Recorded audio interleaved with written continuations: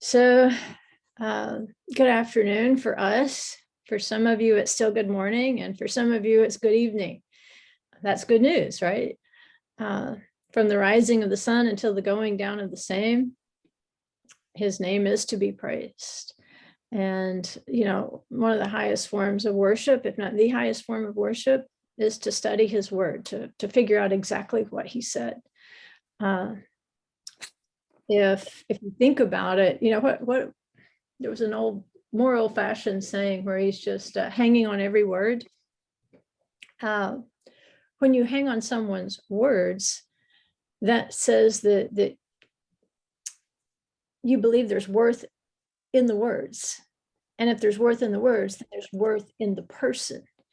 And so when we hang on every word of the Father, this is a high form of worship because we are attributing worth to his words. And if we attribute worth to his words, then we attribute the highest worth to who he is, and that these actual words do rule and reign over our lives. And we allow that to happen to the best of our ability, and again, according to our ability.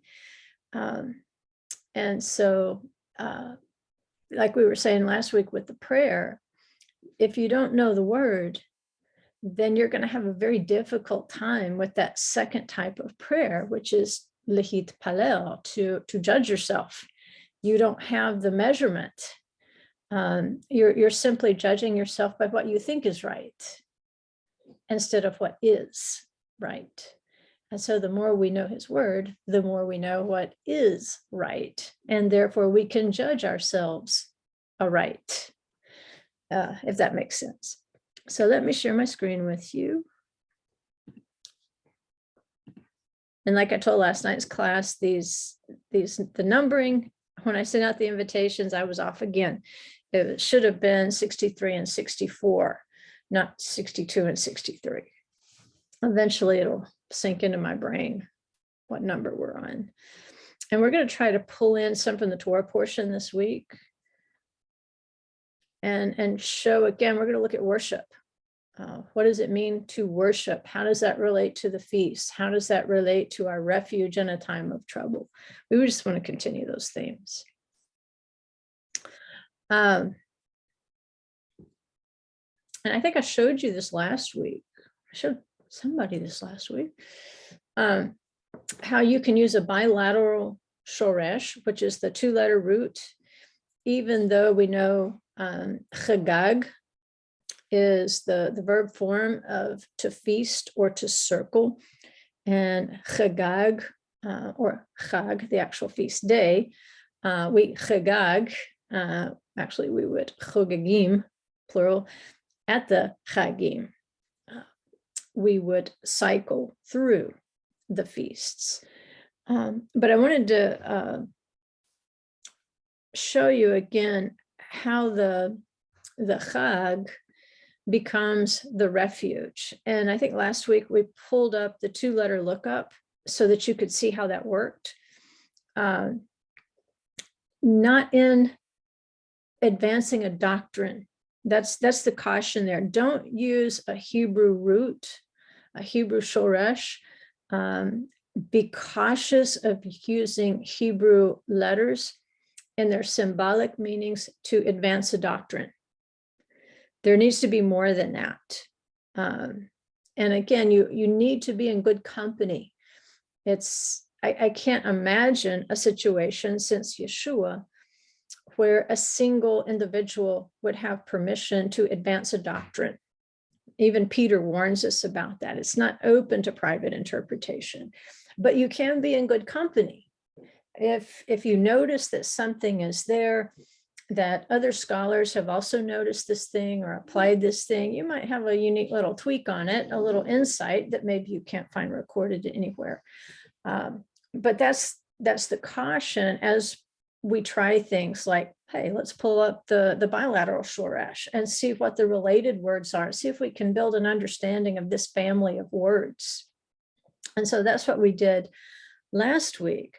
We looked at Yonati, my dove, but Chagve Hasela, which is going to be in the clefts of the Selah, the rock.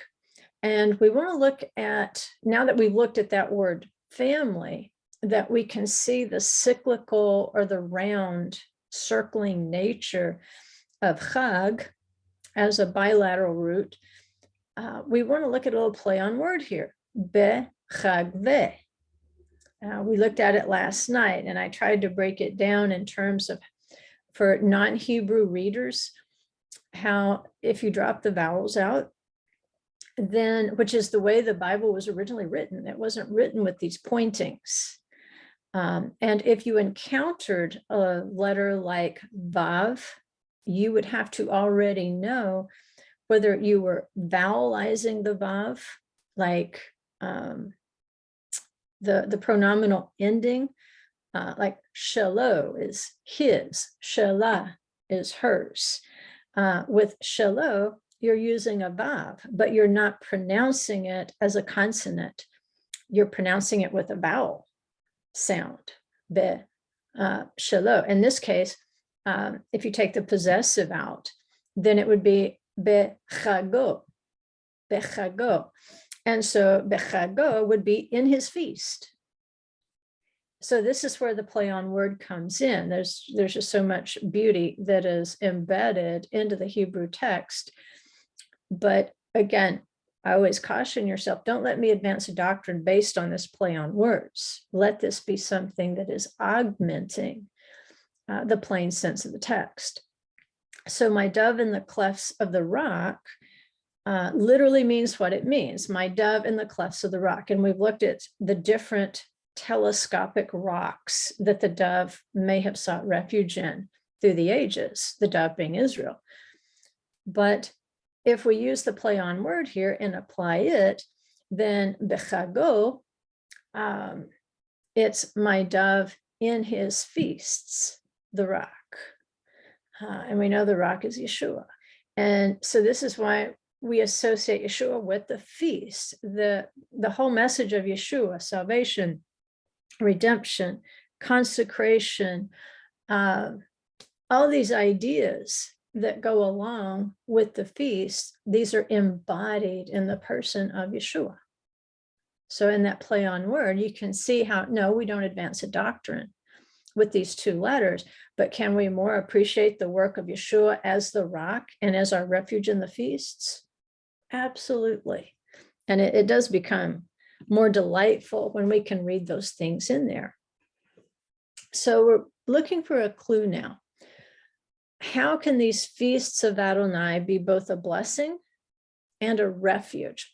Like we were looking at, I think a couple of weeks ago, taste and see that the Lord, he is good, rather than tasting the wrong tree. There is a way to taste him, and that means to experience him patiently over time, and to do this proper analysis, to assemble all the evidence before we act. This is the importance of the second kind of prayer, because if we are praying his word daily, then this is part of the intelligence gathering that we need to do in order to inform our behavior between prayers. And so if we pray a particular prayer and then an opportunity comes up after that prayer to do or not to do, then we know to conform to the image of the word that we just prayed.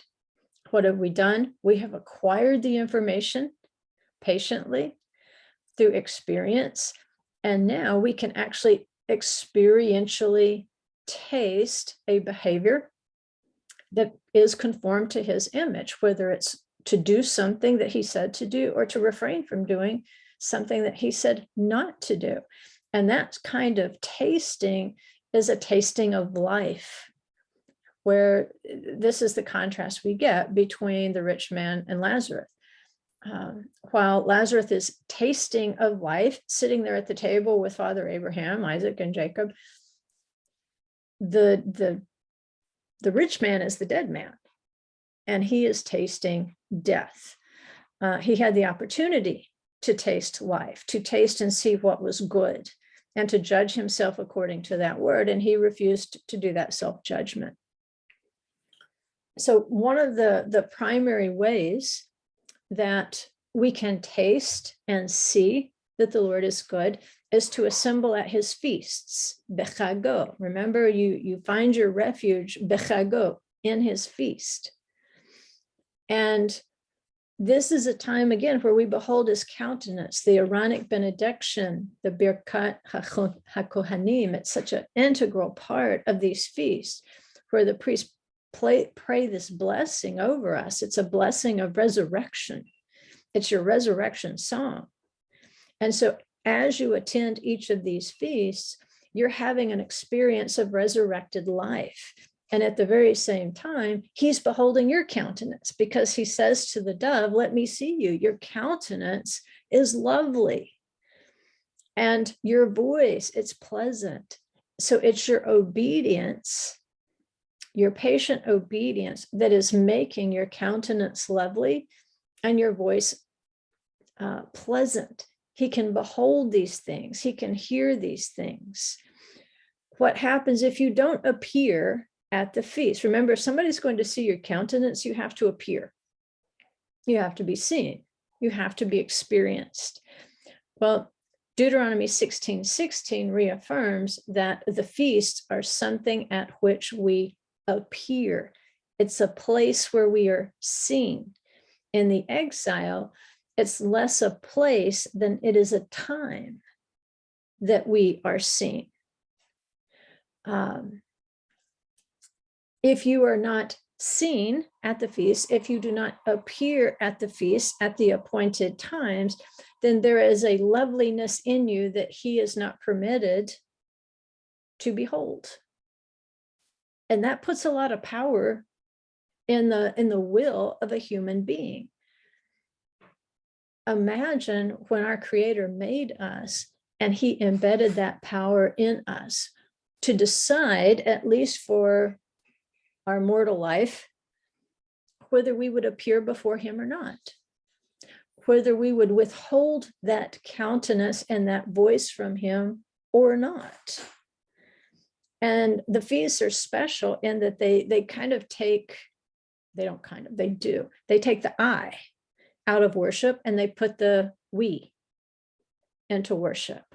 There is a special loveliness associated with we, us, appearing before him, praising, singing, praying, eating, rejoicing, fellowshipping, sacrificing. All of these things are our appearance at the feasts. And when we do so, then he can behold in us a loveliness that is reserved for those appointed times. Does that mean he just sees something ugly? If, say, a person was saved, but they never knew to go to the feasts? No, it doesn't mean they're ugly. It simply means that that's what they knew to do in their generation. That's all that they understood. There is a loveliness that is there. Just like prayer number 1. If all you know how to do is cry out for help, there is a sweetness that's there.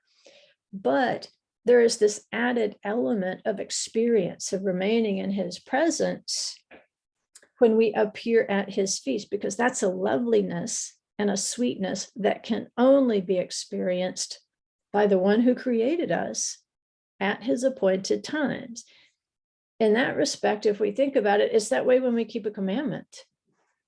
There is a certain loveliness about us that he can only behold when we obey him, when we obey a commandment.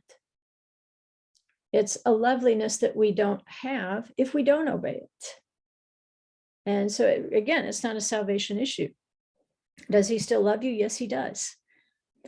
But your loveliness, your beauty, your sweetness before him is enhanced when you obey him according to everything you know to do.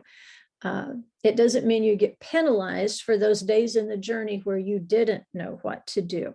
He still loved you. He still beheld you in a certain way. But there's a special way that is reserved for those who appear before him at the feast and seek that refuge there. So let's go back to the inauguration of the first temple. Last night we talked about the Mishkan and how it had a special quality beyond physical space, where 600,000 plus men were able to assemble in a teeny tiny little space around the tabernacle. Well, this miracle is repeated in 1 Kings 8, 2 through 6. And this is at the inauguration of the first temple. You're going to see again this miracle of space flexing, which seems to be associated with hamakom. Hamakom in Hebrew, remember, is the place. And it almost always refers to the place of the Temple Mount, that particular rock. So it says, all the men of Israel assembled themselves before King Solomon at the feast. There's a special thing. We need to appear at the feast in the month Etanim, that is the 7th month. Then all the elders of Israel came, and the priests took up the ark, and they brought up the ark of the Lord, the tent of meeting. Okay, what you see here is a transfer from the tent of meeting. The focal point of worship would be transferred to the permanent temple transfer. So if there was a miracle at the inauguration of the tent of meeting, the Ohel Moed, then a very similar miracle would be expected at the inauguration of this temple. It says all the holy utensils which were in the tent, these are going to be transferred. The priests and the Levites brought them up. And King Solomon, it says, and all the congregation of Israel who were gathered together to him. Who is that congregation? Well, apparently it's every single man in Israel, all the way from the north to the south to the east to the west, every tribe. They were gathered together to him, were with him before the ark, sacrificing so many sheep and oxen, they could not be counted or numbered. Then the priests brought the ark of the covenant of the Lord to its place into the inner sanctuary of the house, to the most holy place under the wings of the cherubim. So we know about how far this assembly could have come. There's again, this is where Rika really helps in temple studies, diagrams, and so forth. There's going to be a certain point beyond which the average everyday Israelite is not going to be able to walk past.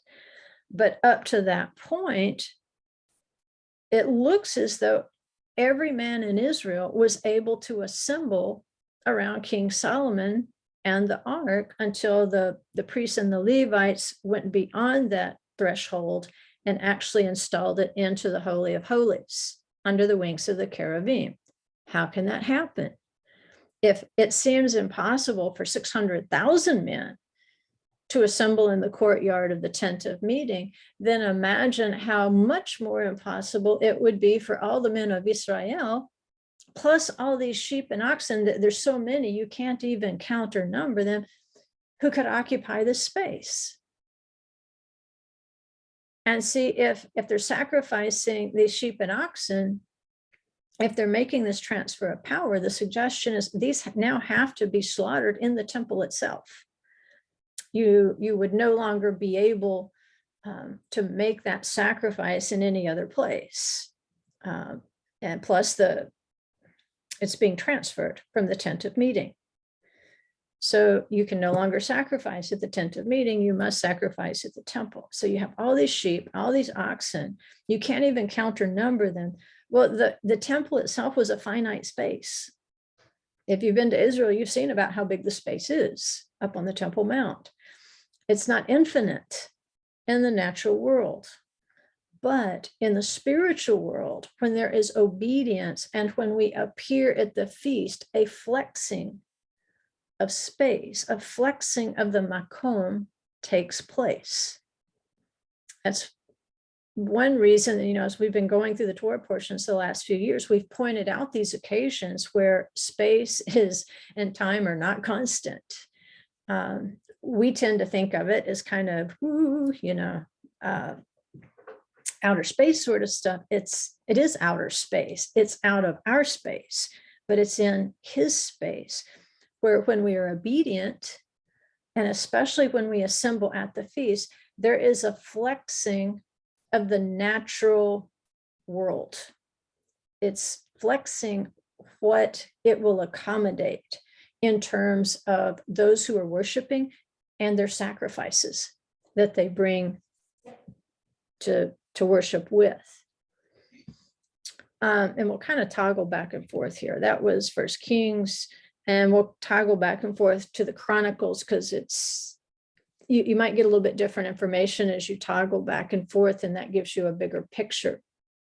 So this voice of the dove, Israel, was thought to be heard during this inauguration, the same way that the voice of the dove was heard in Egypt, crying out for salvation. It was heard at the Song of the Sea, crying out for salvation.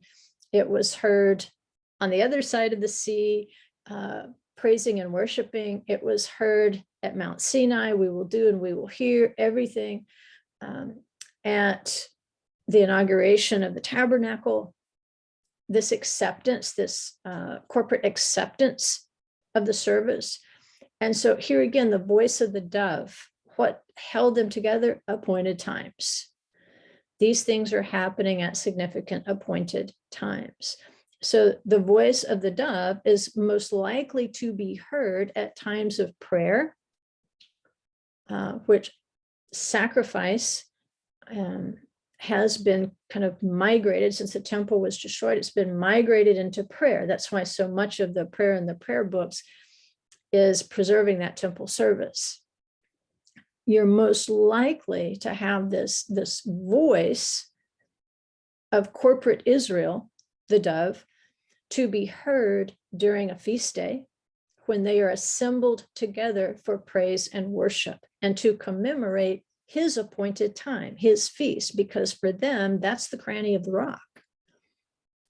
So 2 Chronicles 5:11 says, when the priests came out from the holy place, for all the priests who were present had sanctified themselves without regard to divisions. Here again, if we were to count up all the priests as they were spread out in the territory of Israel under the united monarchy, probably if you have them all there at that one time, you're pushing it to have all of them on duty in terms of resources, space, tasks. But it was understood that at the feast, they were all needed at that time. You needed to have the backup plan there because of the numbers of people coming to worship. But it says all the Levitical singers, Asaph, Heman, Yedutun, and their sons. Yedutun, you can hear tune in it. That's interesting. And their sons and kinsmen, clothed in fine linen, with cymbals, harps, and lyres, standing east of the altar, and with them 120 priests, blowing trumpets in unison, one voice. You didn't have trumpets blowing in harmony. You didn't have trumpets blowing at different times. You didn't have them doing row, row, row your boat. They're blowing in unison. And it says, when the trumpeters and the singers were to make themselves heard with one voice to praise and to glorify the Lord. One voice is the voice of the dove. It might be many, but it's one. It might be many instruments, but it's one. It might be many people, but it's one. And when they raised their voices, accompanied by trumpets, cymbals, and other musical instruments, and when they praised the Lord, saying, he indeed is good. Remember what we said, taste and see that the Lord is good. How are we going to taste him? At his feasts. He indeed is good, for his kindness is everlasting. It's taking you to the Hallel. At the end of the lesson today, I'm going to give you some links to the Hallel so you can hear what it sounds like to raise the roof. But the house of the Lord, it says, was filled with the cloud, so that the priest could not rise to minister because of the cloud. For the glory of the Lord filled the house of God. So what was the result of the voice of the dove, including the instruments? Everything doing exactly the same thing at the same time, saying the same words, blowing the same tune, everybody in agreement on one page of music, literally. What happens? Well, the house is filled with a cloud. So there is no magic in the song. There is no magic element to this. There's no magic at all. There is no sorcery at all. That you see the forces of darkness trying to imitate in order to produce that supernatural result. Instead, it's the most simple thing of all. It's the people of the covenant praising with the same voice, with the same words. And so often you'll see people, even in praise and worship, they think if they just sing that song where they felt the presence last time, that the presence will come back, when the secret is not in the song. The secret was in the unity of the people when that song was being sung. It was in that moment of absolute unity that pulled the presence in. And it may be you can sing that same song 10 days later. If the same people aren't in that same spirit of unity, then you're not going to get the same spiritual result. It has to do with the way that we appear and the voice that we raise, being of one mind and being one accord, just like in Acts chapter 2. In 2 Chronicles 7:5, again, we're at King Shlomo's inauguration of the temple, and we know that he celebrated a doubled Sukkot. People who get really hung up on calendars and counting days and so forth, again, advancing things independently, sometimes they overlook scriptures like this, precedents like this, where I think it was Hezekiah who had a double Passover. We have King Solomon who proclaimed a double Sukkot. And then they get bent out of shape over Hanukkah, which was a Sukkot Sheni. In terms of that, there's probably more evidence for Hanukkah than Solomon's second week of Sukkot, because at least Hanukkah was prophesied in the book of Haggai. Chag, Haggai, the feast. He told us by a specific date there would be a feast on this day. But the prototype is right here in this double Sukkot.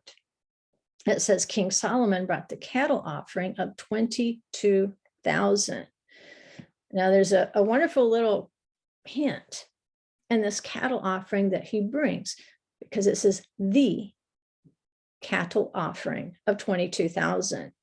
Apparently this is even outside the oxen and the sheep that could not be numbered that were brought by Israel. In this case, the cattle offering of 22,000. Right? So how we are heard as the voice of the dove through all the ages does have something in common. These are periods of unity in which we accept the service of the Holy One of Israel. As a people, we accept the service.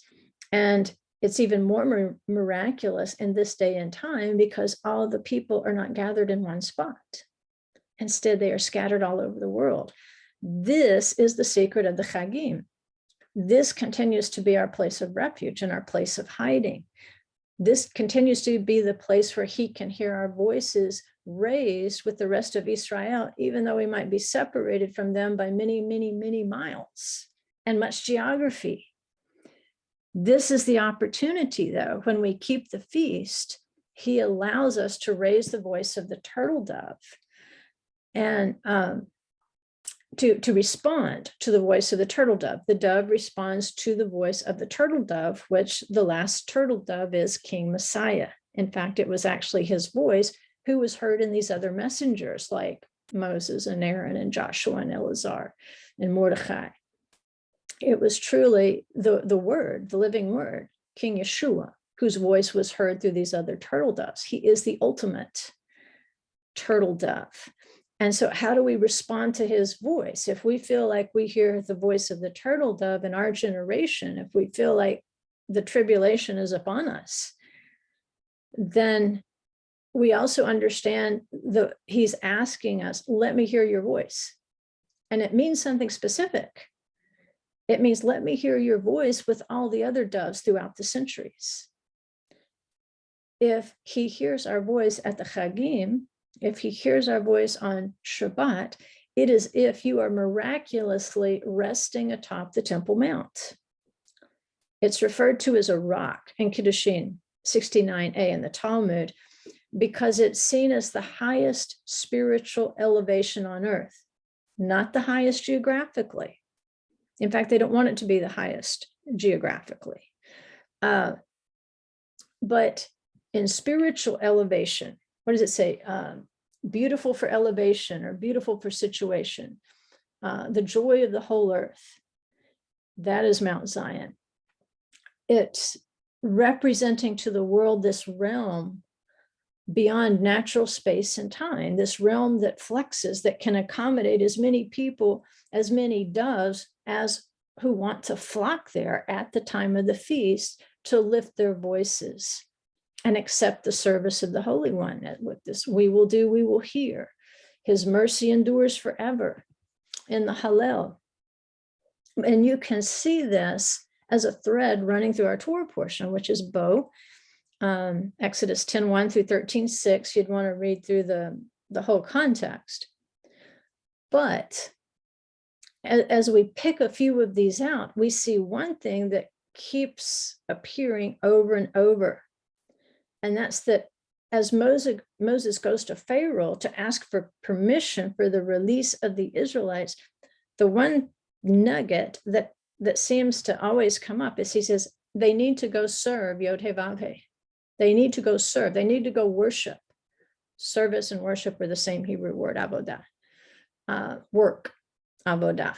Work, service, worship. It's the same word. They need to go work for him. They need to go serve him. They need to worship him. Avodah is a multifaceted word. It's worth studying just the word avodah to understand what it does mean to serve Adonai. It's probably bigger than we ever thought. Exodus 10:3 through 5 is one example. Moses and Aaron went into Pharaoh and said to him, thus says the Lord, the God of the Hebrews, how long will you refuse to humble yourself before me? Let my people go, that they may serve me. For if you refuse to let my people go, behold, tomorrow I will bring locusts into your country, and they shall cover the face of the land so that no one can see the land.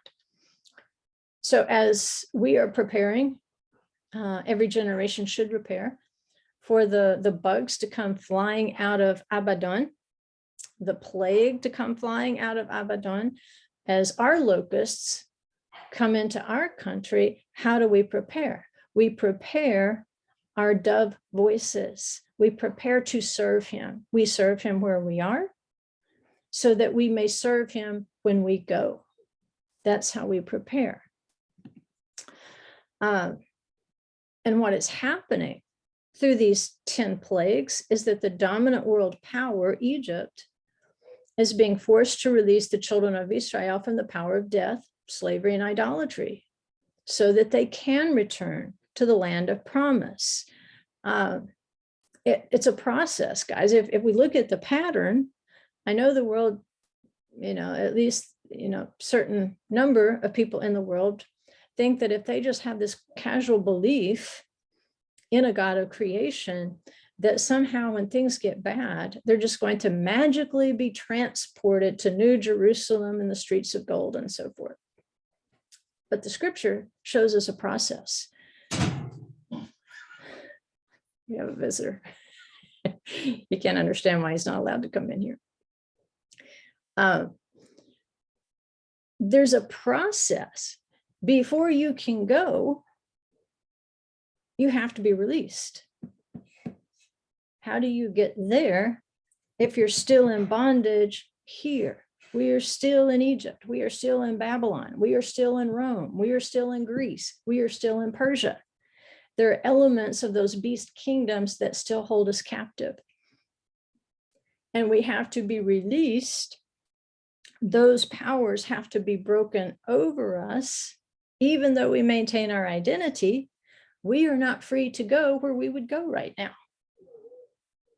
We are not free to worship as we would want to worship right now. There are still systems and things and beliefs and theologies and rules and laws that prevent us from 100% doing exactly what the Torah is telling us to do. And so these forces have to first be broken. If we are going to go and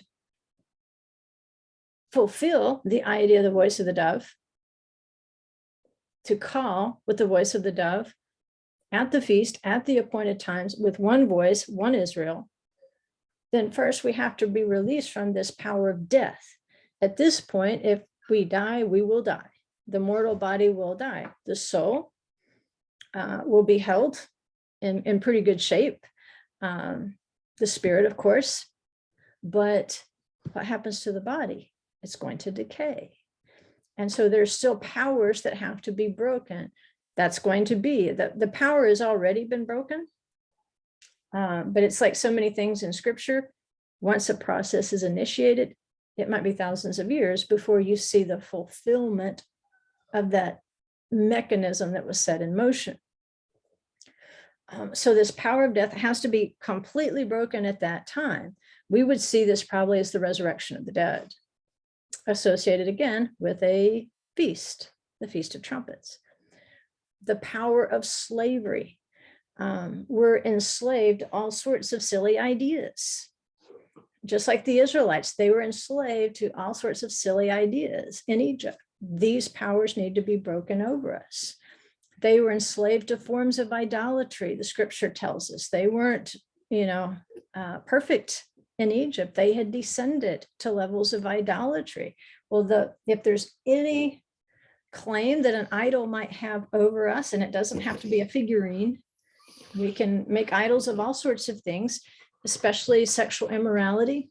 These powers have to be broken if we are going to return to the land of promise. So even though tribulation is not pleasant, what we understand is through the plagues, these powers were being broken so that Israel could leave. I mean, you don't want to drag that stuff into Jerusalem, right? So you want tribulation in the sense that you want all these strong powers of our exile to be broken. And this is what the plagues of Revelation are designed to do. It's going to force the world powers to release the children of Israel from whatever is holding them down and whatever is preventing them from returning to the land of promise and all that it means with the feasts and so forth. In Exodus 10:7, Pharaoh's servant said to him, "How long shall this man be a snare to us? Let the men go, that they may serve the Lord their God. Do you not yet understand that Egypt is ruined?" Avdah. So kind of a play on words here. To serve, avodah, which I'm not 100% sure that was what was used in that verse. I suspect it is.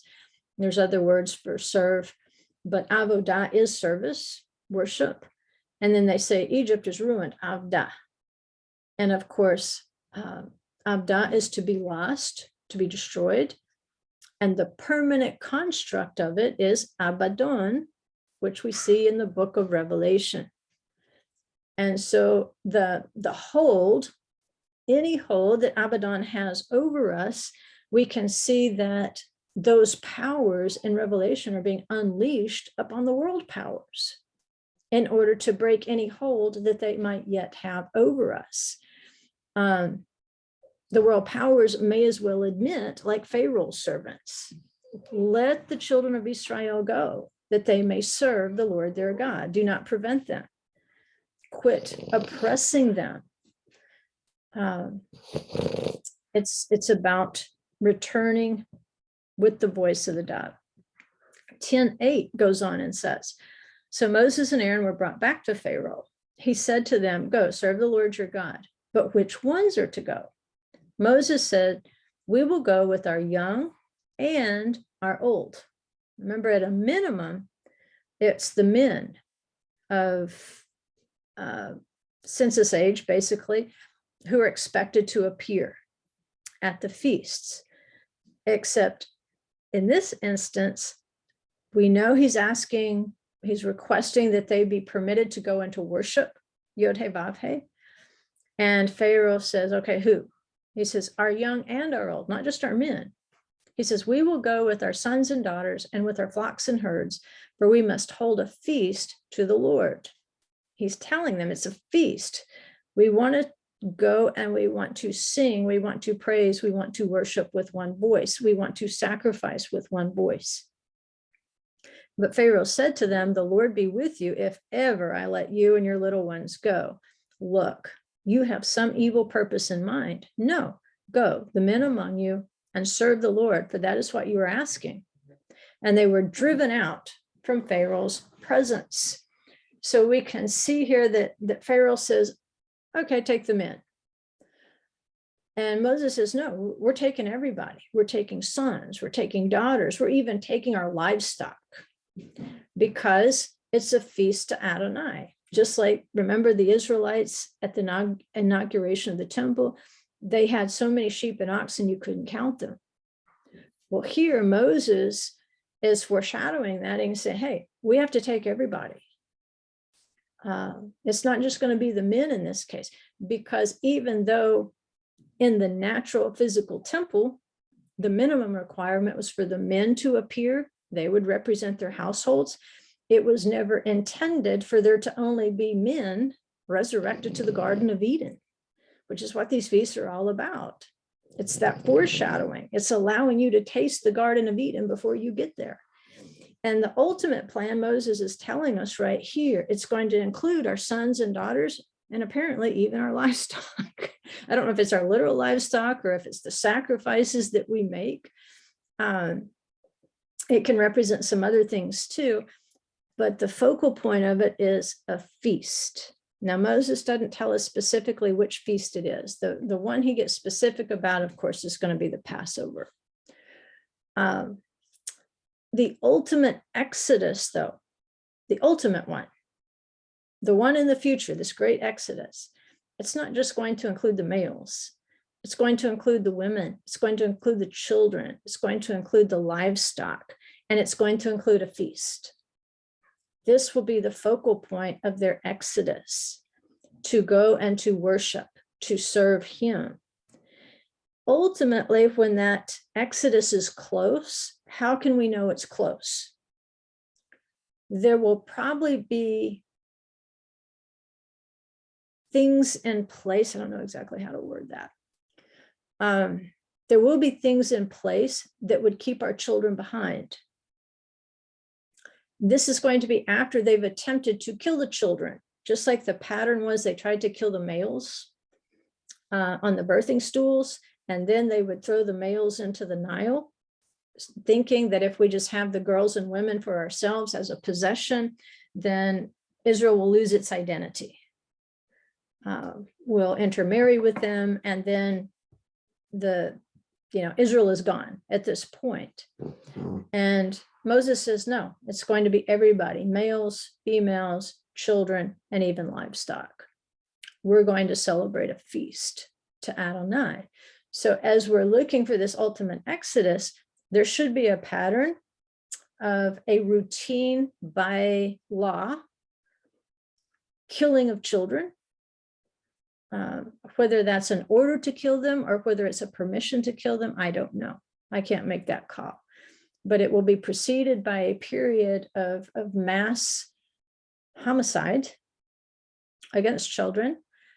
That'll probably get me kicked off of YouTube. But then, who cares? It's going to be followed again by these negotiations, because what these world systems want to do, they're trying to kill off parts of Israel. They want the girls and the women for themselves in the time of Pharaoh. What do they want to do? They want to fracture families. So not only will there be mass homicide against children, newborn children, children in the process of being born, there will also be intense evil against families to try to break up families so that they can have the girls and the women of Israel intermarrying and having intercourse with idolaters, with evil people. And when you don't have godly men and godly women forming godly families with godly children, then the voice of the turtle dove, it gets fainter and fainter. And Moses says, no, we're turning this around. Our voice is going to get stronger and stronger, because if you realize, the more they oppress them, the more they reproduced. And that has to be what we remember. The more the world oppresses me, and when I try to keep the commandments, the more I'm going to be fruitful in the commandments. I have that promise. I have that precedent in scripture. I don't have to settle for that. Moses didn't settle. We don't either. Exodus 10:21.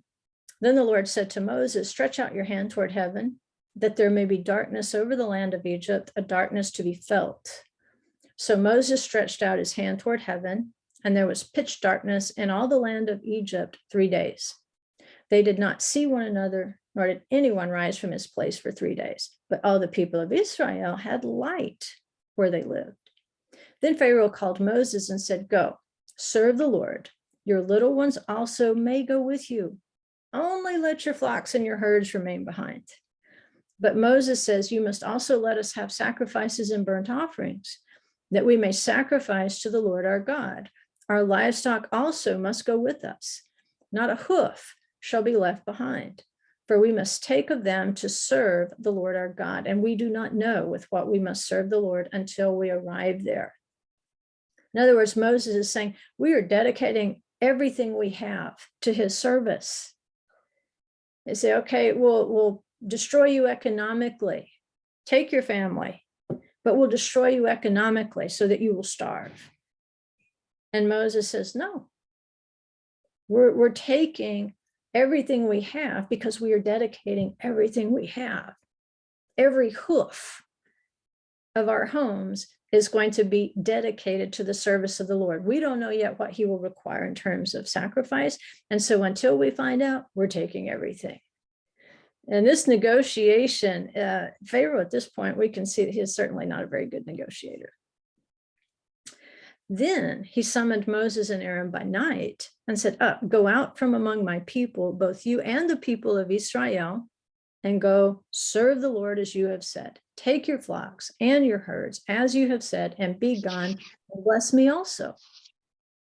So now Pharaoh finally relents. What does it take? Plague after plague after plague after plague after plague. You say, why are so many horrible things happening?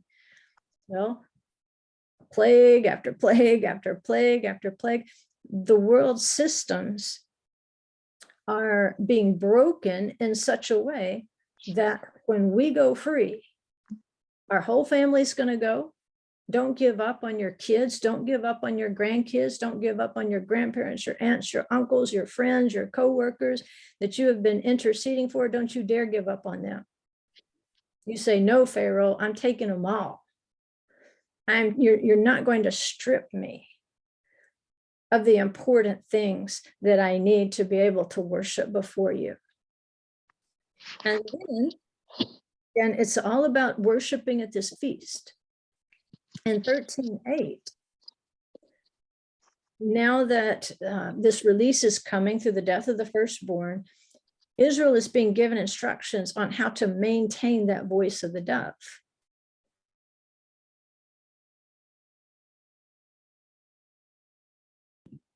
You shall tell your son on that day, it is because of what the Lord did for me when I came out of Egypt. See the eye? And it shall be to you as a sign on your hand and as a memorial between your eyes, that the law of the Lord may be in your mouth. For with a strong hand, the Lord has brought you out of Egypt. You shall therefore keep this statute at its appointed time from year to year. Don't change the time. Stay within this appointed time in its cycle. You need to know the time, and you need to know that it's year after year. You need to know it's a moed, and you need to know it's a chag. And this is what the feasts do. When we worship at the feast, they hold together Israel of the ages. We share a common experience. Even though this was thousands of years ago, we say, this is what happened to me when I came out of Egypt. And therefore, we plant ourselves in that cloud with Israel. We plant ourselves in those days of light with Israel. We plant ourselves as walking through the sea of reeds with Israel. We sing the song of the sea with Israel. We stand at Sinai and say, everything that the Lord has spoken, we will do and we will hear. We put our feet in those places with that one voice. And this voice from the cranny of the rock, from the refuge of his feast, that voice is heard at Passover. So you say, this is what the Lord did for me when I came out of Egypt at Passover. You say, we will do and we will hear at Shavuot, at Sukkot. You say, my father was a wandering Aramean and he went down to Egypt at Sukkot. You see how through these scriptures, Exodus 13:8, Deuteronomy 29:14 through 17, Deuteronomy 26:5 through 9, it's giving you a place, a hiding place, a refuge, and a voice at each of the feasts. You have something to say at each of these feasts. You lift your voice in a specific way. This is what the Lord did for me. We will do and we will hear. My father was a wandering Aramean and went down to Egypt. You make that recitation at Sukkot, and Sukkot, remember, is in remembrance of when you came out of Egypt. You are becoming one, Israel. And you are becoming part of that one voice that responds to the turtle dove. Here's the rest of that Sukkot recitation, by the way. My father was a wandering Aramean, went down to Egypt and resided there, few in number. But there he became a great, mighty, and populous nation. And the Egyptians treated us badly and oppressed us. See how we've gone from my father, and now we're part of the nation. He treated us badly and oppressed us because these things are going to happen to us and imposed hard labor on us. Then we cried out to the Lord. We have to cry out to the Lord. The God of our fathers, they are our fathers. Abraham, Isaac, and Jacob are our fathers. And the Lord heard our voice. We are part of the voice of the dove and saw our wretched condition, our trouble, and our oppression. We have a wretched condition, trouble, and oppression. And the Lord brought us out of Egypt with a mighty hand, an outstretched arm. A mighty hand, he took the Israelites out of Egypt. With an outstretched arm, he will take Israel out of all world systems with Messiah. And it says with great terror, yeah, Revelation talks about that, we're not surprised, and with signs and wonders, and he has brought us to this place and has given us this land, a land flowing with milk and honey. It's not just a physical land. They're prophesying about the land flowing with milk and honey is the Garden of Eden. And they're saying, as a nation, we inherit this land, not as individuals, but we, us, our. We have to transform from the I, this is what happened to me, into the we. That's what Israel does. We have this shared experience of the feast in every single generation. You want to experience the resurrection. You want that garden experience. It begins with me, but it's realized as we, not I. It has to begin with you as an individual, but then you begin to understand your corporate identity with that one voice. And so the feasts of Adonai ultimately include that garden experience with your whole family, even your livestock. Again, prophecy, Zechariah 2:4 says, run, speak to that young man there, saying, Jerusalem will be inhabited as open country because of the multitude of people and cattle within it. And by the way, the cattle can also symbolize non-Israelites by birth. There's a pattern that you can read about in workbook 4. where as the patriarchs are leaving these particular places of exile or trouble even within the land, what they come away with is people who weren't part of the original family, but then those people become attached to them. So, it's worth reading about it just because of its symbolism, that it won't be only those who are native born, but there will be people joined to them who are considered one with them. At any rate, the cranny of the rock Yeshua is where we seek refuge from Pharaoh. At Shavuot, what did Moses do? He was sheltered in the cranny of a rock while the presence passed by. Yeshua is the one who shields us from that great awesomeness of his presence at Shavuot. When we make that proclamation, we will do and we will hear. The presence there was just an awesome, terrifying thing. But see, in the cranny of the rock Yeshua, we can bear it. He can protect us. Yeshua is that sukkah of cloud, the Sukkot of glory. What happens in a cloud? It just kind of diffuses the moisture out so that it's not so strong. It was so strong in the temple, the priest couldn't even stand up. But Yeshua is that cloud of glory that allows us to be in the presence of that glory and still dwell there without being destroyed.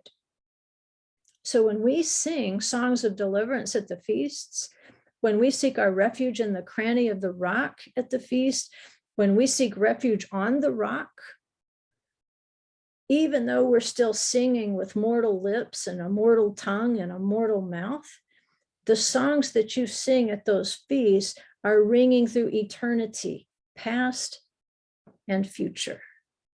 You're joining Israel of the past and the future. And so now I want to go back to this strange wording of the cattle offering of 22,000.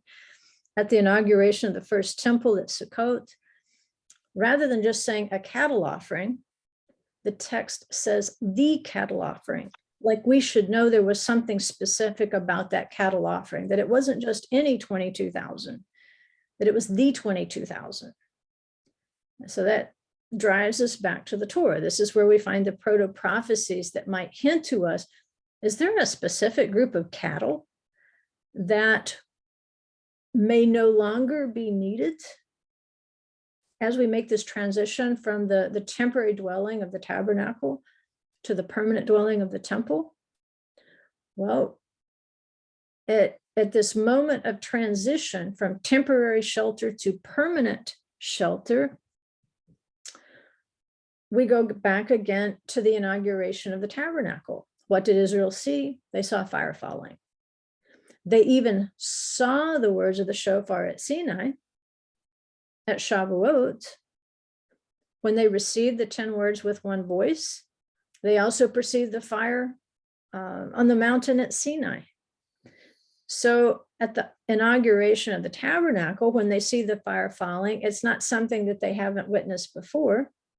And when they see the fire falling at the inauguration of the temple, again, it's not something they have no context for. They have a record of it. It's happened before. So as we go back to the dedication of the tabernacle, number 7:7 gives us this little bit of information we need to know about the cattle, or the oxen, it's translated either way. It says to accompany this dedication of the tabernacle, the tribes collectively brought, remember the one voice, we're seen as one, collectively they bring offerings that Moses can pass on to the clans of the Levites for their service. One of the offerings that they bring were wagons and cattle. And Moses gave these to the clans of Merari and Gershon of Levites. And they used these wagons and cattle to carry certain parts of the tabernacle on the wilderness journey. So the cattle were used when the tabernacle was a temporary answer to pulling Israel together at the Moed, the Ohel Moed, the tent of meeting, at the appointed times, at times of sacrifice and so forth. So here's kind of the pattern.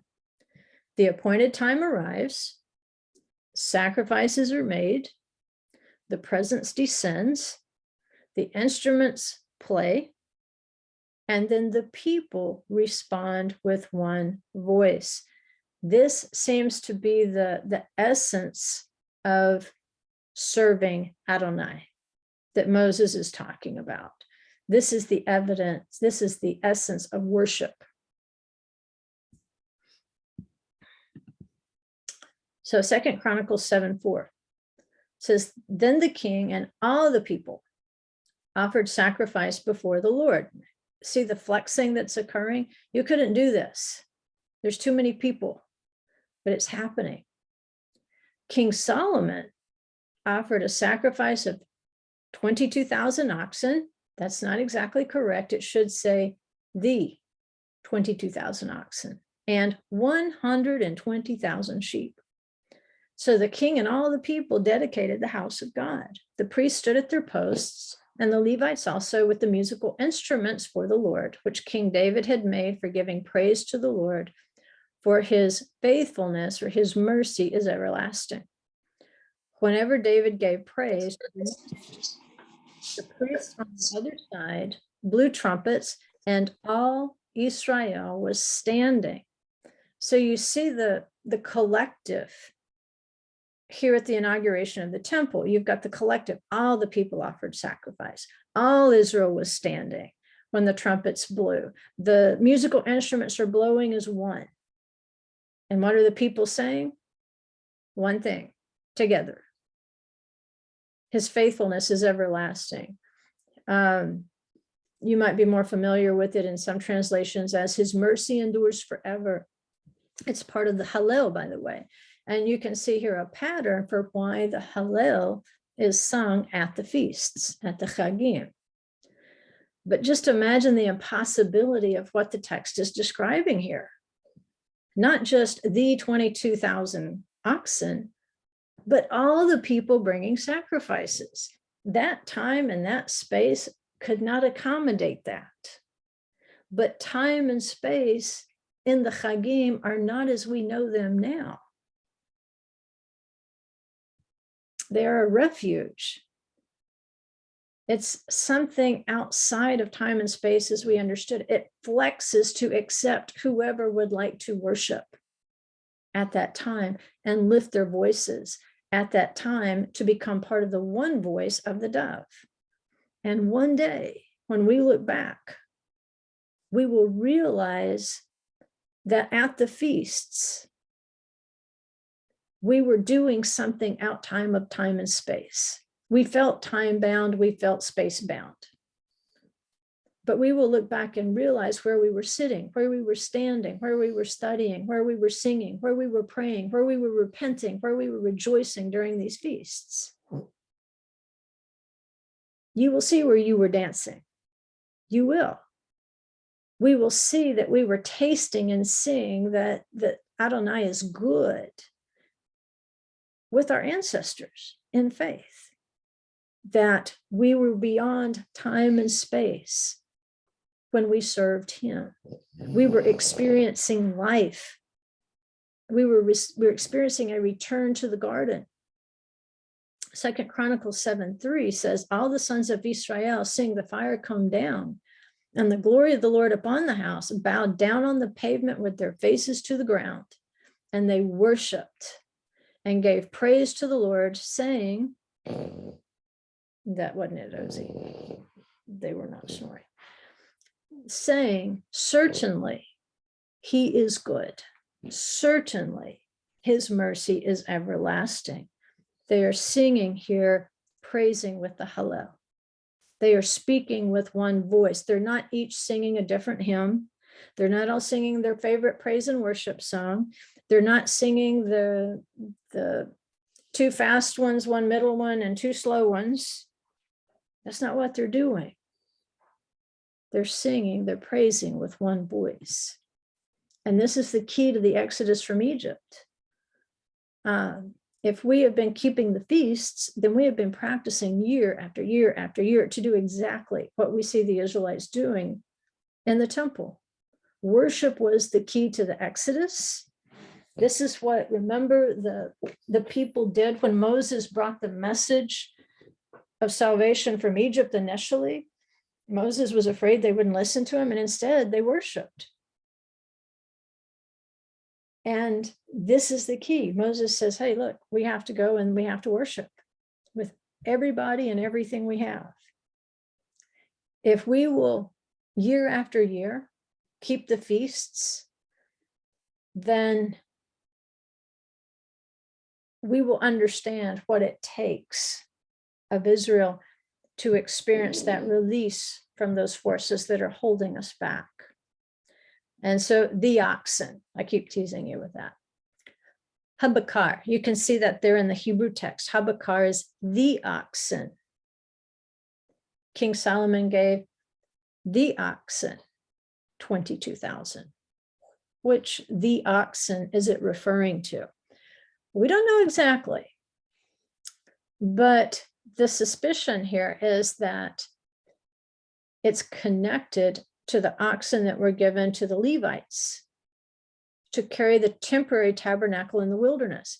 Because we're at a transition point here from the temporary dwelling of the presence into a permanent dwelling for the presence. And remember, it's not just in the geographic place of the structure. As long as they were worshiping at the appointed time and appointed places, then the presence would then dwell among the people. That was the idea. So there's transition from an impermanent dwelling in the tabernacle to a permanent dwelling on the Temple Mount, and therefore a permanent dwelling among the Israelites. That was the goal. And so they say, these are the oxen that King Shlomo brought. These oxen were no longer needed. And you say, well, how old would those oxen have to be to live from the wilderness all the way to the first temple? Well, it could be more of just making a point. They didn't necessarily have to supernaturally live that long. It could be that they took those particular oxen that the Levites used for holy service, and that these were the descendants, that these were bred from the original oxen. And with the transfer of power, so to speak, from the tabernacle to the temple, you no longer need the oxen. But the idea here again is, in our places of exile, we are these little tents. You know, this is what Paul writes to us. We're in these little tents, temporary dwelling places for the Spirit. Yeshua said, I will never leave you. I will never forsake you. But we do not know his presence today the way that we will know him. What we experience today is just a fragment of what we will experience when we are one, when we are brought together into a permanent dwelling with Yeshua, when he restores us from all these little crannies of the rock to the rock, when he brings us together. And so this is what they believe is represented, is the end of one era that could be described as transience. This is the era we're in. We're in an era of transience. There's no central location in the United States where everybody goes to worship. We're all in our little places. In fact, for most people, it doesn't even enter into their calculations that they would move to a place where there was a strong body of Messiah with which to raise their families. They tend to go where they can make the biggest salary. They see the physical numbers as superior to the spiritual value.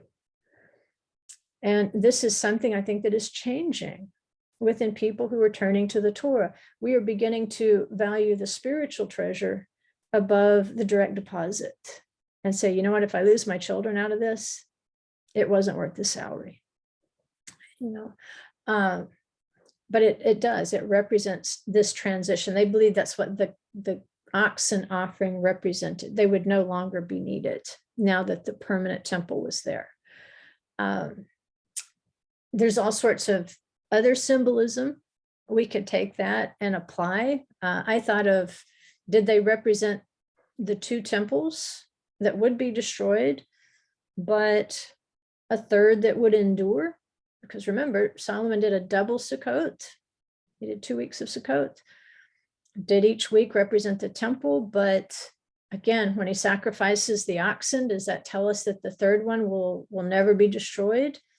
That might give you some ideas to talk about with your Bible study groups. And this is where we're going to draw it down to a close. We're not doing too bad here. Again, that one particular voice of the Chagim is the Hallel. You saw it in the inauguration of the temple.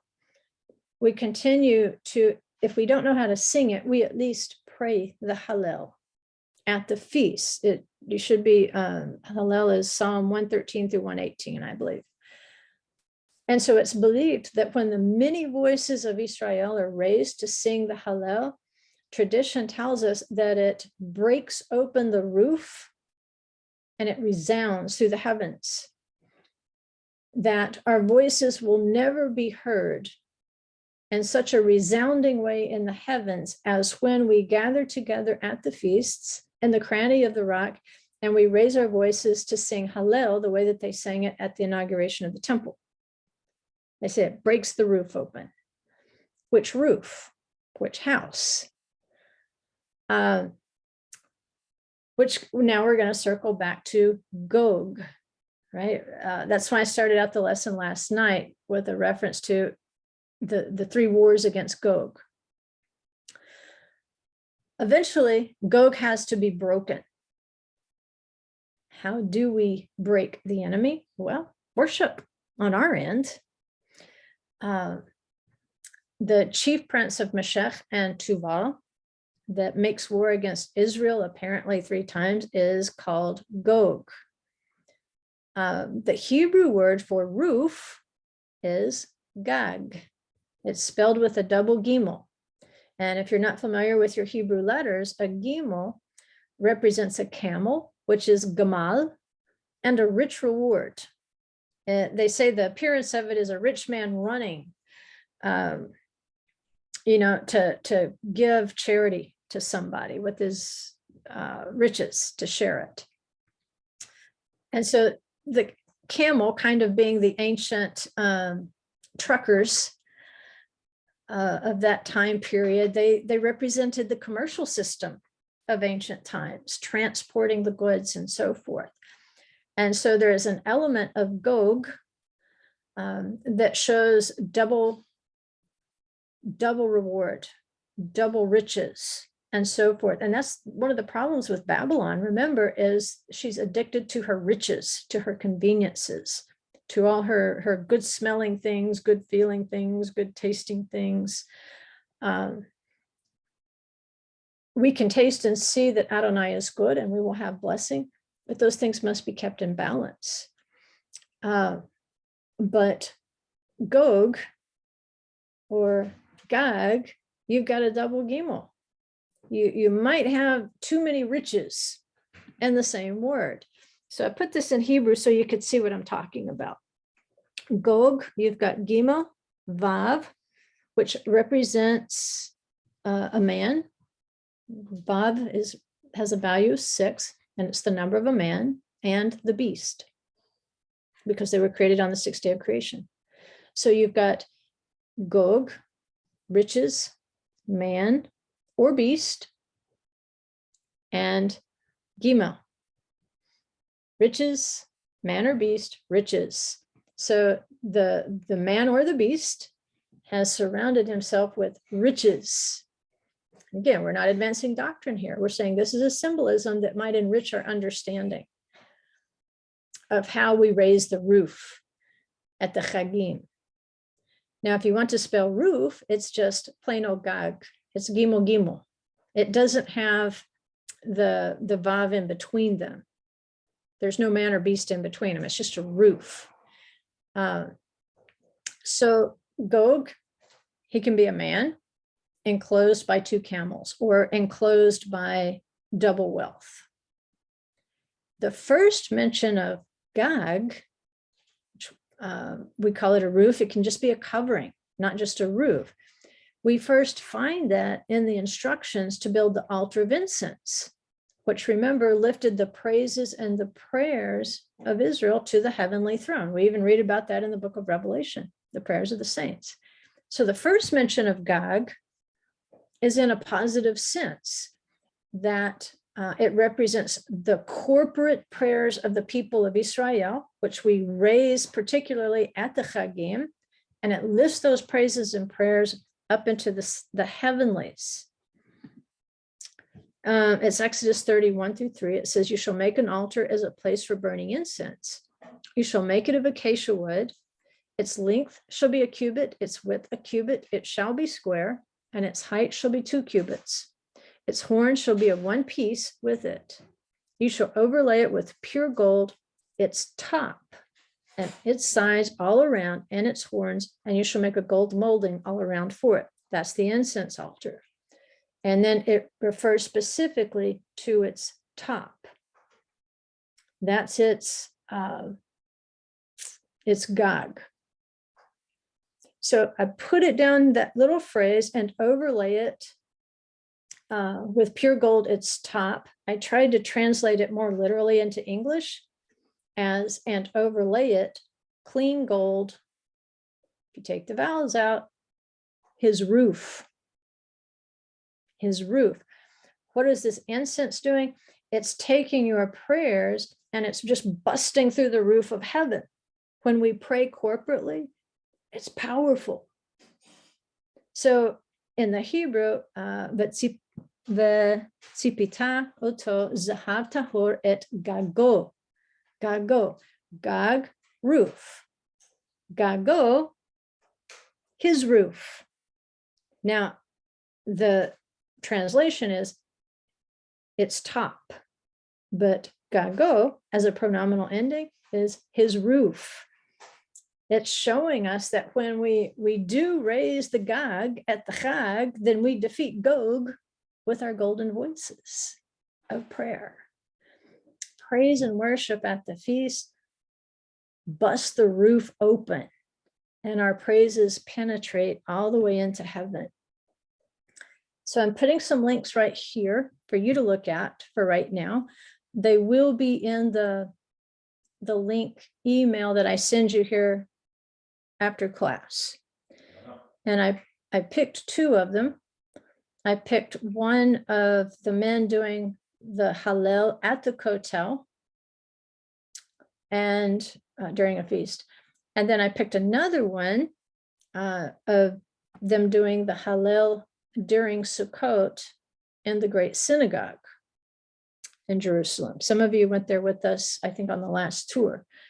But those are 2 links, and I will embed them into your email so that you don't have to try to type all this in if you want to look at it. You should be able to just click on it and it will take you there on YouTube. The reason, again, we want to guard against spiritual voyeurism, just watching other people worship. That's kind of weird.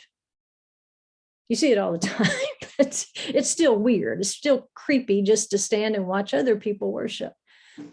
But I think for an educational purpose, because I can't take you all with me to Jerusalem at a feast as much as I would like to have my own personal cloud or plane or whatever it would take to get there, I would love for us all to go to a feast at Jerusalem so you could see these things in action and understand what normal is.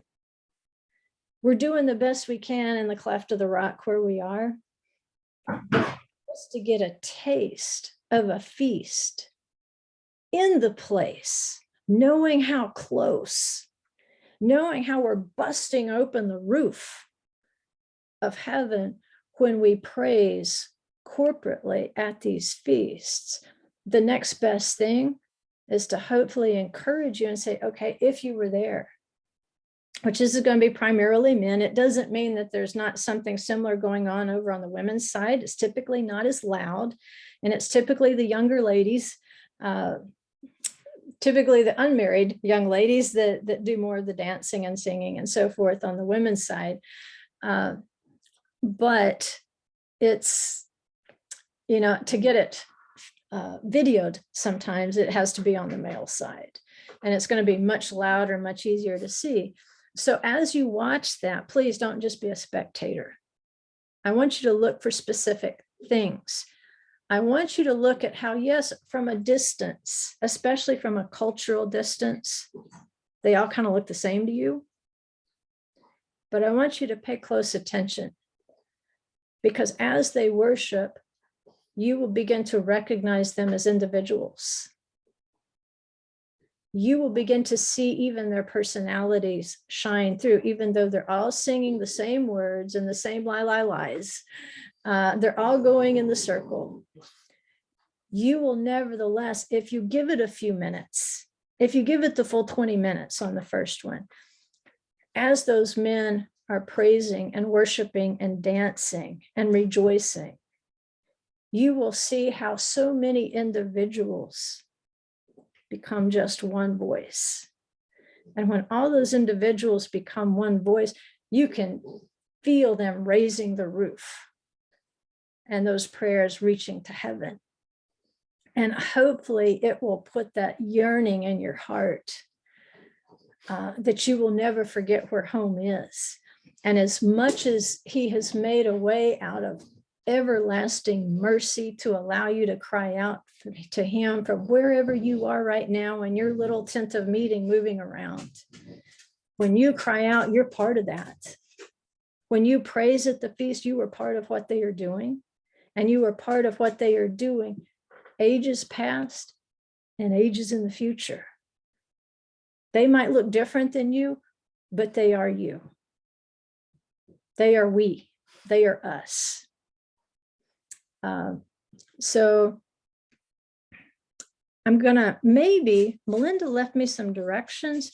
I'm gonna try to follow her directions. I'm not good at directions, but yeah, and I'm a Torah teacher, right? So let me see if I can follow her directions and let you get a little preview of what I'm talking about here. Okay, she says. So you would have to unshare first and then click those two boxes at the bottom, like unshare your screen, click the two boxes at the bottom that say like share video and something else, and then share your screen with us. Oh, you actually have already stopped sharing your screen. So now once you, okay, yeah, now tell me what next. So you're now going to pick the screen that you want to share with us. And then there's at the very bottom left, you're going to notice two little boxes. Do you see anything down there? I do. Select those. Both and of then them? Yes. And then your video should sound clear. Okay, let's see what happens. Oh, now it's telling me I need to install something. Oh dear, you shouldn't have to do that. So I'm sorry about that. But you know what? I can go ahead and get it started. Maybe next time. A program tried to load. Mine says that you're screen sharing with us right now. Oh, you were. Let's see. Let's see if I can close that out. And tell me if you hear anything. Awesome.